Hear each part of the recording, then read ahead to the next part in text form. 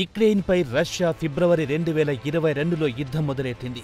యుక్రెయిన్లో కొన్ని నగరాల్లో రష్యాకు చెందిన పౌరులను రెండవ తరగతి పౌరులుగా ట్రీట్ చేస్తున్నారని ఆరోపించి పుతిన్ యుద్ధానికి శ్రీకారం చుట్టారు. ఇది యుద్ధం మొదలై దాదాపు 3 సంవత్సరాలు కాబోతోంది. పుతిన్ అనుకున్న లక్ష్యం నెరవేరలేదు. అతి చిన్న దేశమైన యుక్రెయిన్ను ఓడించడానికి చెమటోడ్చుతున్నారు. అయితే యుక్రెయిన్ వెనుక అమెరికా, యూరోపియన్ యూనియన్లున్నాయి. అయితే తాజాగా మంగళవారం నాడు రష్యాకు చెందిన టాప్ జనరల్ను లక్ష్యంగా చేసుకుని చంపడానికి ప్రధాన కారణం వచ్చే నెల 20వ తేదీన అమెరికాలో డొనాల్డ్ ట్రంప్ దేశ అధ్యక్షుడిగా ప్రమాణ స్వీకారం చేయబోతున్నారు. దీంట్లో రాజకీయ సమీకరణాలు కూడా మారబోతున్నాయి. దీంతో ఒకవైపు రష్యా, మరోవైపు యుక్రెయిన్లు వీలైనంత వరకు ఒకరిపై ఒకరు చేయి సాధించాలని చూస్తున్నారు. ఇరు దేశాలు మిలిటరీ పరంగా ఆధిపత్యం చూపించాలని దాడులను ముమ్మరం చేస్తున్నాయి. ట్రంప్ అధికారం చేపట్టేలోగా తామే పైచేయి సాధించామని ట్రంప్ ముందు చూపించాలనుకుంటున్నాయి. కాగా యుక్రెయిన్ కేవలం రష్యాకే కాదు, యావత్ ప్రపంచానికి ఒకటే తెలియజేయాలనుకుంది. తాము రష్యాతో జీవన్మరణ పోరాటం చేస్తున్నాం. దీనికి తాము అందుబాటులో ఉన్న అన్ని అవకాశాలను వినియోగించుకుంటున్నాం. ఒకవేళ రష్యాకు చెందిన జనరల్ను ఇగోర్ను చంపినందుకు తమపై సాంకేతికంగా టెర్రరిస్టు చర్యగా ముద్ర వేసినా పర్వాలేదు, తాము చేయాల్సింది చేస్తామని యావత్ ప్రపంచానికి సందేశం ఇవ్వడానికి రష్యా జనరల్ను చంపింది. ట్రంప్ ముందు రష్యాపై పైచేయి సాధించామన్న సంకేతం ఇవ్వడానికి యుక్రెయిన్ రష్యాకు చెందిన సీనియర్ మిలిటరీ అధికారులను టార్గెట్ చేస్తోందని పాశ్చాత్య దేశాలకు చెందిన విశ్లేషకులు అభిప్రాయపడుతున్నారు.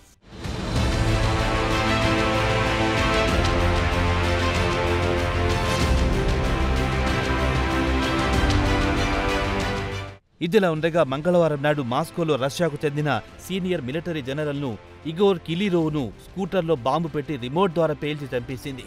అయితే ఇక్కడ ఆశ్చర్యం కలిగించే అంశమేమిటంటే ఈ సంఘటన క్రెమ్లిన్కు సుమారు 7 కిలోమీటర్ల దూరంలో జరగడం విశేషం. అలాని ఇదే మొదటి పేలుడు కూడా కాదు. గతంలో కూడా రష్యాకు చెందిన సీనియర్ మిలిటరీ మేజర్ జనరల్ను ఇలానే లేపేసింది యుక్రెయిన్. ఈ ఏడాది జూలైలో మాస్కోలో కారు బాంబు పేల్చి మిలిటరీ ఇంటెలిజెన్స్ చీఫ్ను లక్ష్యంగా చేసుకుని దాడి చేసింది. అయితే ఈ దాడిలో మిలిటరీ అధికారితో పాటు ఆయన భార్య తీవ్రంగా గాయపడ్డారు. ఆ బాంబు పేలడానికి యుక్రెయిన్ కారణమని రష్యా ఆరోపించింది. గత ఏడాది కూడా యుద్ధానికి మద్దతు తెలిపే రష్యన్ బ్లాగర్ వ్లాడిన్ టాస్కీని సెయింట్ పీటర్బర్గ్ కేఫ్లో ఉంటే బాంబు దాడి చేసి చంపేసింది.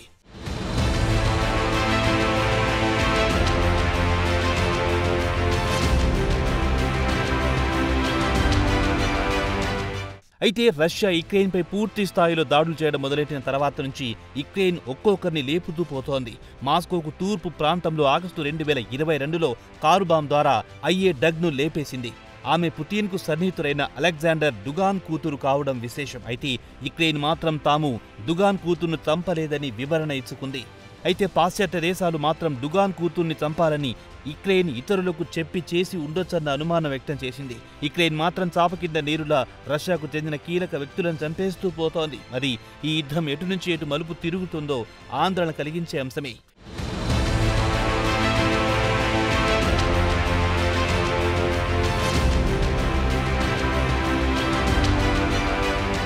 ఇక మంగళవారం నాడు స్కూటర్ బాంబ్ పేలుళ్లో చనిపోయిన రష్యా జనరల్ ఇగోర్ కిరిల్లోవ్ విషయానికొస్తే సిబిఎన్ అంటే కెమికల్, బయోలాజికల్, ఫ్యూయల్ ఇన్ఛార్జిగా వ్యవహరిస్తున్నాడు. అంటే రష్యా సైనికులను రేడియోలాజికల్ లాంటి వాయువుల నుంచి ఇగోర్ కాపాడాలి. కానీ ఆయన సిరియాలో కెమికల్ యుద్ధానికి తెరతీశాడు.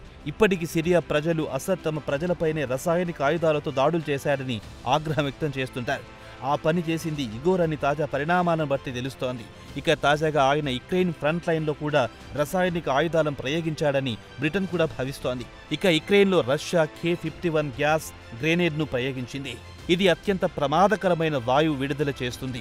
K-51 గ్యాస్ గ్రెనేడ్లను పేలిన ప్రాంతాల్లో సారిన్, సెనైడ్ అవశేషాలు కనిపించాయని బ్రిటన్ చెబుతోంది. అయితే ఇలాంటి దాడులు ఇగోర్ యుక్రెయిన్పై సుమారు 5,000 వరకు దాడులు చేశాడని ఆరోపిస్తోంది. పాశ్చాత్య దేశాలకు చెందిన ఎనలిస్టులు మాత్రం యుక్రెయిన్ చాలా ఎక్కువ చేసి చూపుతోందంటున్నారు. మొత్తానికి తమపై రసాయనిక ఆయుధాలతో దాడులు చేసిన వ్యక్తిపై ప్రతీకారం తీర్చుకుంది.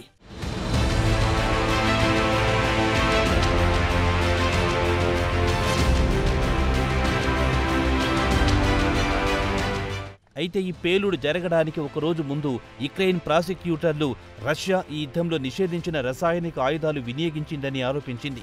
ఇగోర్ కిరిల్లోవ్కు శిక్ష కూడా విధించింది. కాగా యుక్రెయిన్కు చెందిన మిలిటరీ ఉన్నతాధికారులు కూడా రష్యా లెఫ్టినెంట్ను లేపేయడం వెనుక యుక్రెయిన్ సీక్రెట్ సర్వీస్ SBU హస్తముందని అంగీకరించింది. ఇక ఇగోర్ కిరిల్లోవ్ విషయానికొస్తే అతడు వార్ క్రిమినల్. యుక్రెయిన్ అతన్ని లక్ష్యంగా చేసుకుంది. యుక్రెయిన్ మిలిటరీపై నిషేధించిన రసాయనాలు వాడాలని రష్యా సైనికులకు ఆదేశాలు జారీ చేశారు. యుక్రెయిన్ సైనికులను ఇలా నిర్దాక్షణ్యంగా చంపిన వారికి ఇదే గతి పడుతుందని, యుద్ధ నేరస్తులను విడిచిపెట్టే ప్రసక్తే లేదని యుక్రెయిన్ మిలిటరీ ఉన్నతాధికారులు హెచ్చరిస్తున్నారు.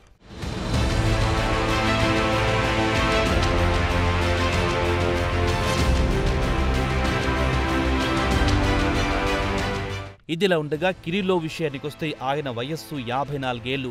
మిలిటరీలో అత్యంత సీనియర్ మిలిటరీ అధికారి. కాగా 2022లో ఫిబ్రవరి నుంచి యుక్రెయిన్పై దాడి చేసిన సీనియర్ మిలిటరీ అధికారులను యుక్రెయిన్ ఏరిపారేస్తోంది. తాజాగా ఇగోర్ మృతి కంటే ముందు అతని అసిస్టెంట్ ఇల్వాయ్ పోలికార్పోవ్ కూడా రయాజనిక్ స్ట్రీట్లో జరిగిన పేలుల్లో లేపేసింది. ప్రస్తుతం సోషల్ మీడియాలో చక్కర్లు కొడుతున్న వీడియోల ప్రకారం చూస్తే పేలుడు కంటే ముందు ఇద్దరు వ్యక్తులు అపార్ట్మెంట్ రెసిడెన్షియల్ బిల్డింగ్ నుంచి బయటకొచ్చి కారు వైపు అడుగులు వేస్తుండగా అకస్మాత్తుగా పేలుడు సంభవించింది. అయితే అపార్ట్మెంట్ బిల్డింగ్ కుడి పక్కన ఒక స్కూటర్ కనిపించింది. ఆ పేలుడుకు ఆ స్కూటర్ మొత్తం కాలిపోయింది. దూరం నుంచి రిమోట్ ద్వారా పేల్చారని ఇన్వెస్టిగేటివ్ అధికారులు చెప్పారు. ఇక విచారణలో తేలిందేమిటంటే సుమారు 300 గ్రాముల TNT పేలుడు పౌడర్ను గట్టిగా ప్యాక్ చేసి స్కూటర్లో పెట్టారని చెబుతున్నారు.